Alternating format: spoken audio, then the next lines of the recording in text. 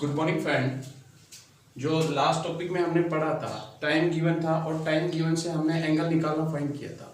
अब हम इस वाले लेक्चर में पढ़ेंगे, हमें एंगल गिवन होगा और उससे टाइम निकालना पड़ेगा। तो देखो पहला वाला क्वेश्चन में यहाँ पे बोर्ड पे लिखा हुआ है, find the exact time between 7 AM and 8 AM when the hands of a clock together।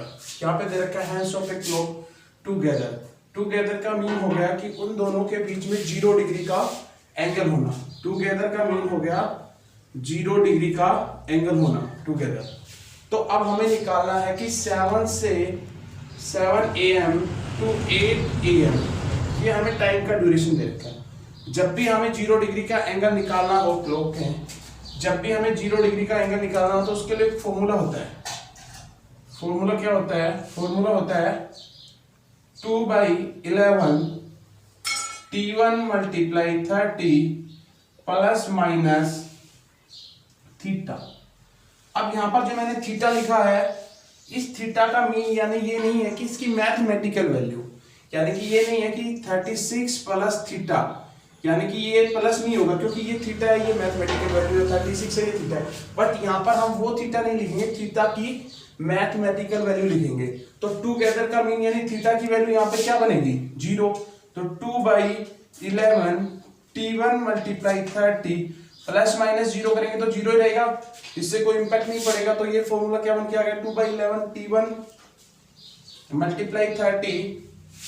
अब 30 को बाहर ले आता हूं तो क्या हो गया?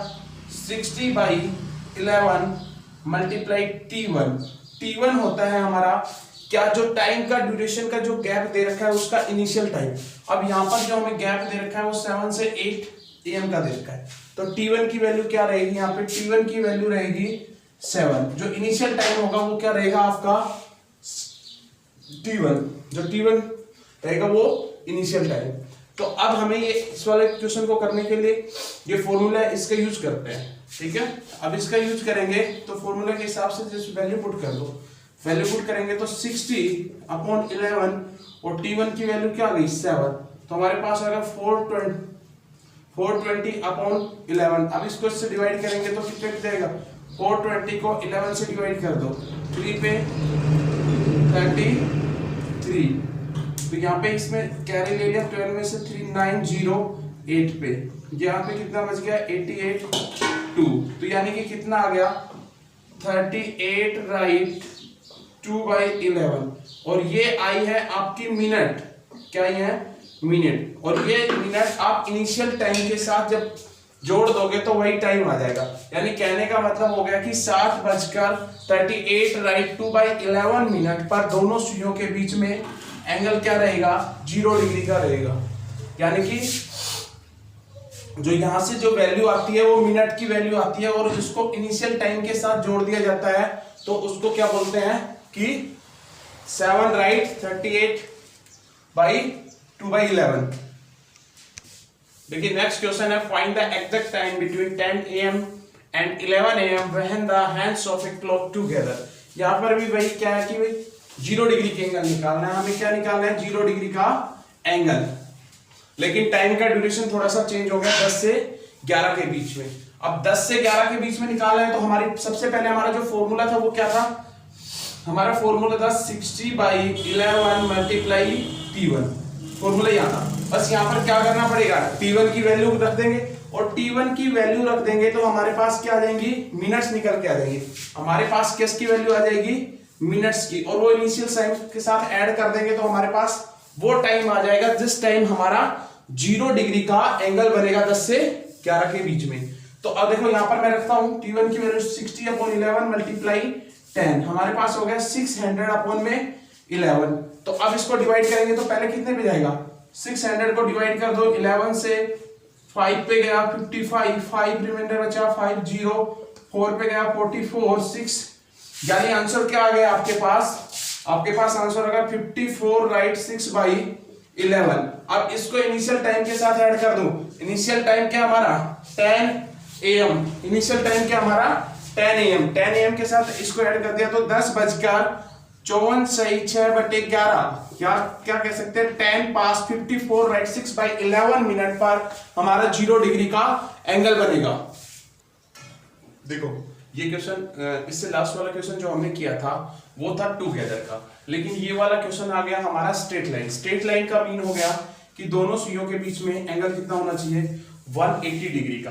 दोनों सुइयों के बीच में एंगल कितना होना चाहिए, 180 डिग्री का। देखो क्वेश्चन में पढ़ रहा हूं, find at what time between 9 and 10 o'clock the hands of a clock be same and straight line but not together। यानी कि टुगेदर सेम लाइन में तो होंगी, जब टुगेदर होंगी तब भी सेम लाइन में होंगी, बट नहीं, इसमें टुगेदर नहीं होना चाहिए बट स्ट्रेट लाइन में होना चाहिए, यानी कि अपोजिट डायरेक्शन में होना चाहिए। क्लॉक की एक सुई यहाँ है तो दूसरी यहाँ, अपोजिट 180 डिग्री का एंगल होना चाहिए। अब 180 डिग्री के एंगल के लिए फॉर्मूला सभी के लिए वही रहेगा, बस थोड़ा थोड़ा सा उसमें चेंज आता रहेगा। 2/11 T1, अब T1 multiply 30 plus minus theta, और थीटा की वही बात रहेगी कि यहाँ पे मैथमेटिकल वैल्यू चलेगी।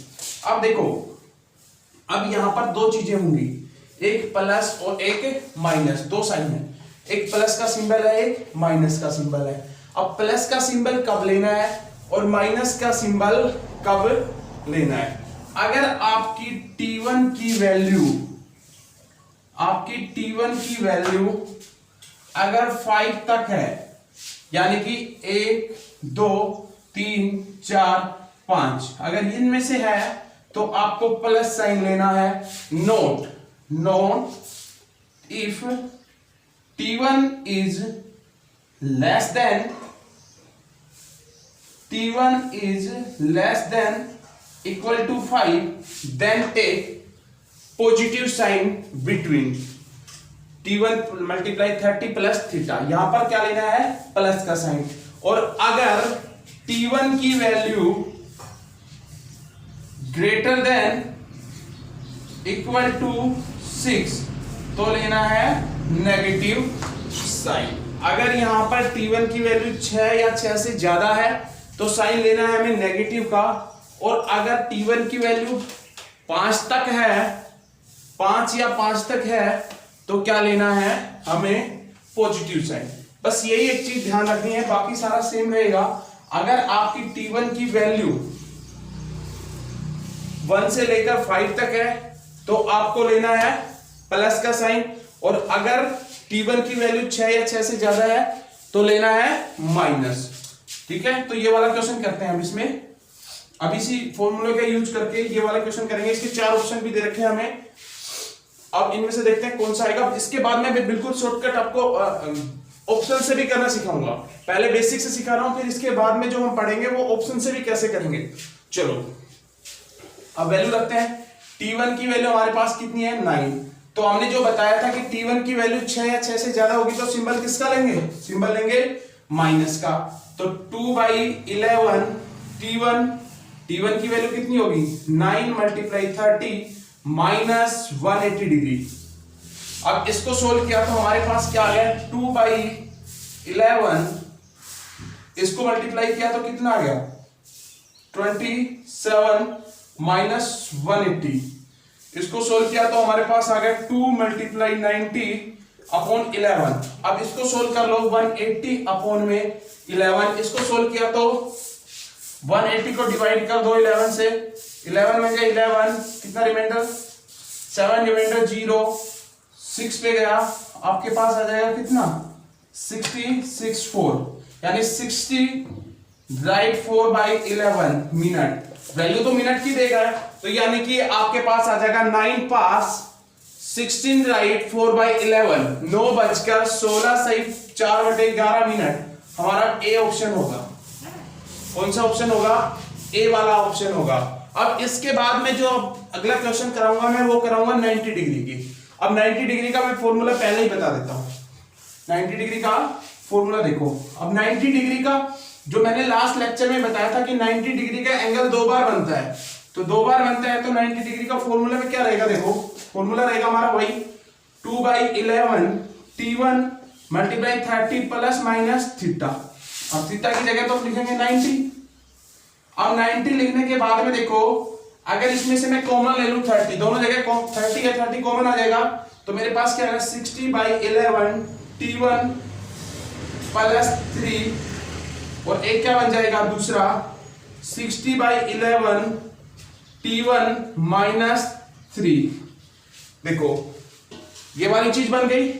अब इसके अंदर क्या करना है, अगर थोड़ा सा एक चीज ऐड या सब्ट्रैक्ट करनी है, अगर T1 प्लस 3 की वैल्यू, अगर इसकी वैल्यू 11 से ज्यादा हो, 11 से ग्रेटर हो, तो इसमें से 12 माइनस करना है।